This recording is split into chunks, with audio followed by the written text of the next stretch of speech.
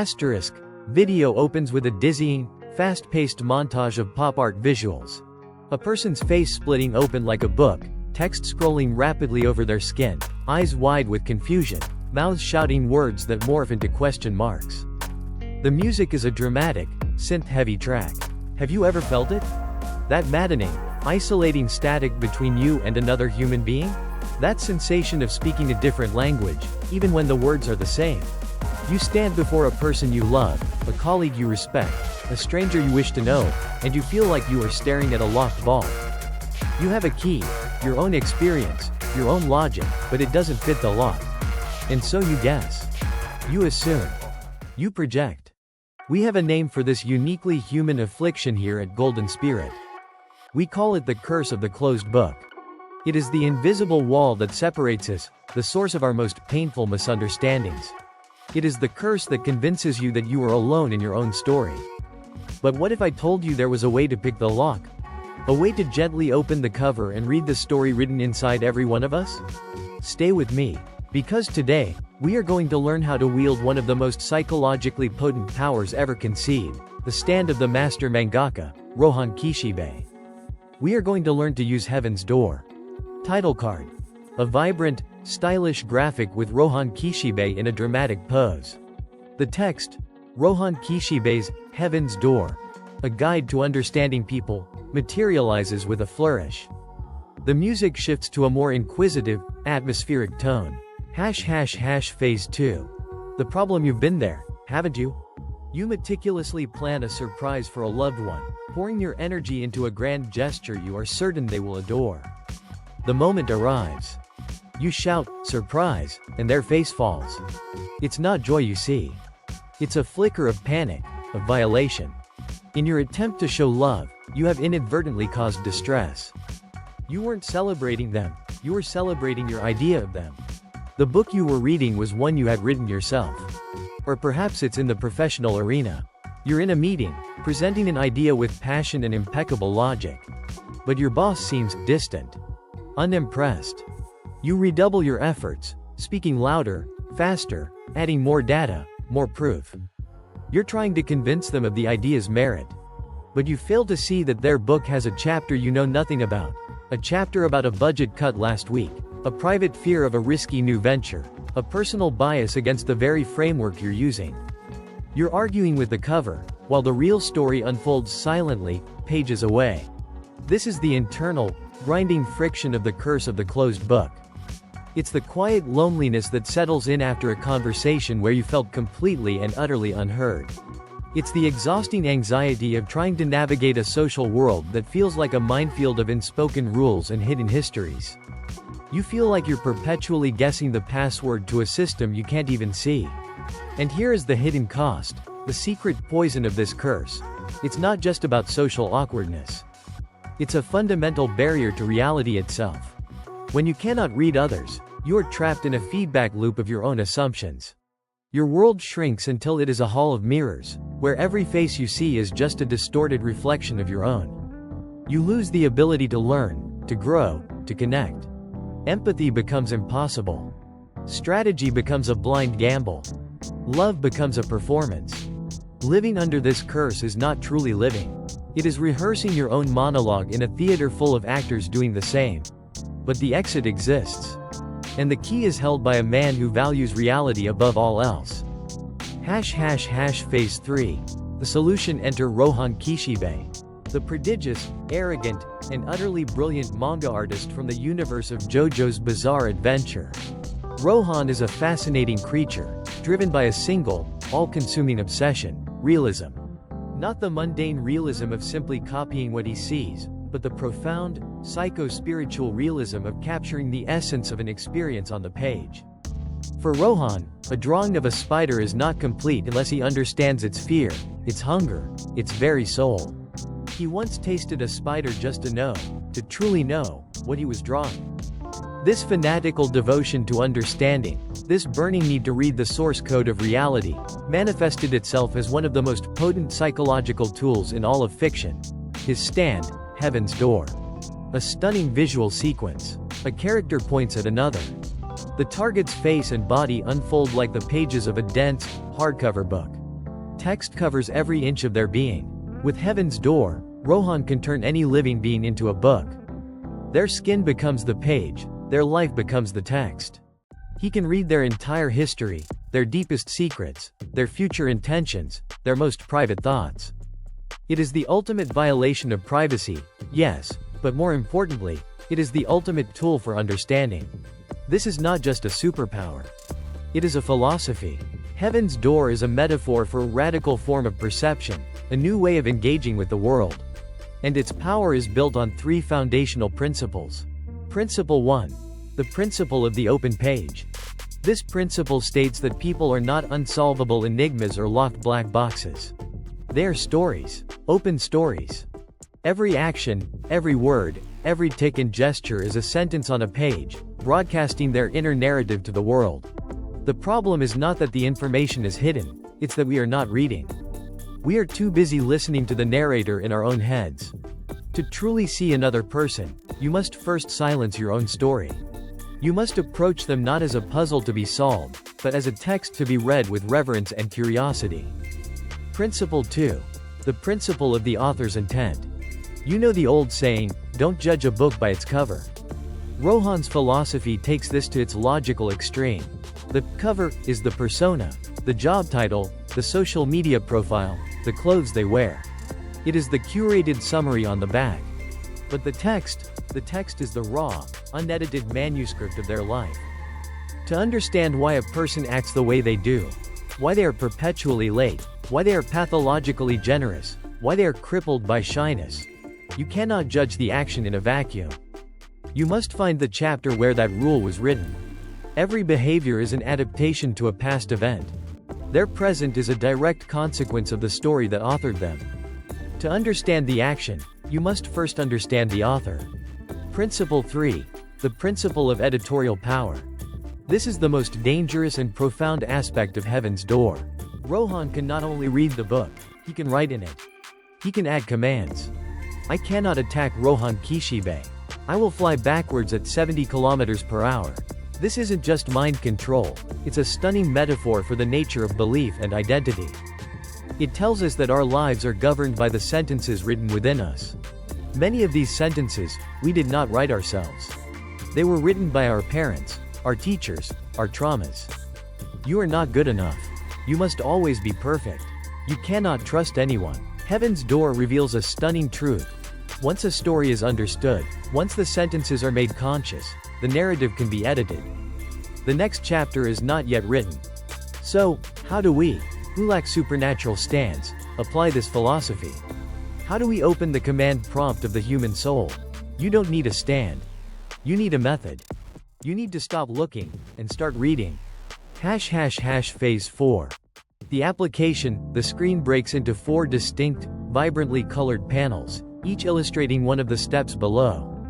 The tone becomes direct, instructive, like a master teaching an apprentice. This is the Heaven's Door method for reading reality. It is a practical guide to turning this philosophy into a skill. It requires no magic, only discipline. Step 1. Activate your stand, the vow of silence. Your ego is the loudest narrator in the room. It wants to tell its story, to correct others, to offer advice, to win the argument. Your first task is to silence it. Try this technique. For your next one-on-one conversation with someone important, take a mental vow of silence. Your objective is not to be understood, but to understand. You are forbidden from offering opinions, advice, or your own related anecdotes. Your only weapon is the question. Not interrogating questions, but inviting questions. That sounds difficult. How did you feel when that happened? Tell me more about the part where you decided to. What was the most important lesson that experience wrote into your book? You are deliberately creating a vacuum that their story can fill.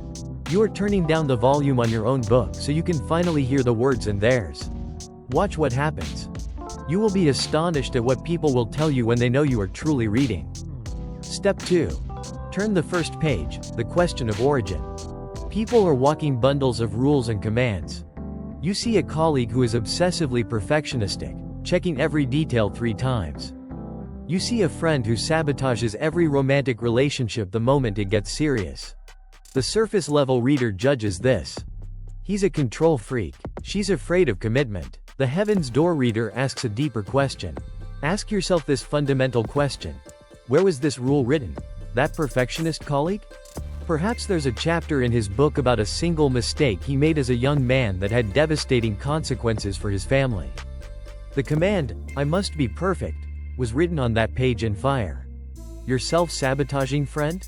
Perhaps her book is a long story of being abandoned by those she trusted. The command, "Leave them before they leave you," is a survival mechanism, a scar from an old wound.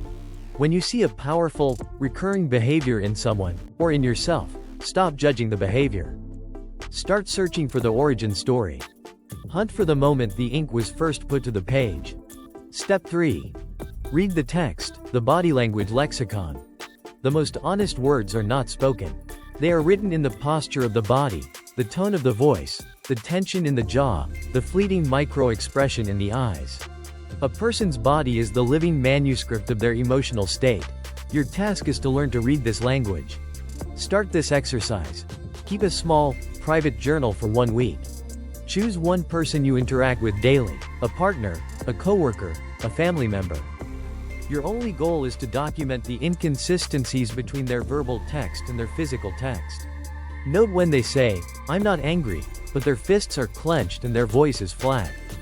Note when they talk about an exciting future, but their eyes are downcast and their shoulders are slumped. Note when they laugh at a joke, but their eyes show a flicker of pain. These are not gotcha moments. These are the footnotes and the subtext of their story. They are clues that point to the deeper, truer narrative unfolding beneath the surface. You are not a detective trying to catch a liar. You are a scholar trying to understand a complex text. Step 4. Wield the pen, the editorial command. This is the final, most crucial step. And it is a step you must first take with your own book. You have been walking through life following commands you didn't even know were there. Deeply ingrained beliefs that dictate your actions. Write this down. Take 10 minutes. Find a quiet space. Identify one single, limiting sentence that is written in your book. It might be, "I am not a leader," or "I will never be financially secure," or "I am unlovable." This is a command you have been obeying for years. Now, take a physical piece of paper and a pen. And you are going to perform an act of editorial rebellion. You are going to write a new command. It must be in the present tense, it must be positive, and it must be an affirmation of identity. "I am not a leader" becomes, "I am a person who inspires action in others."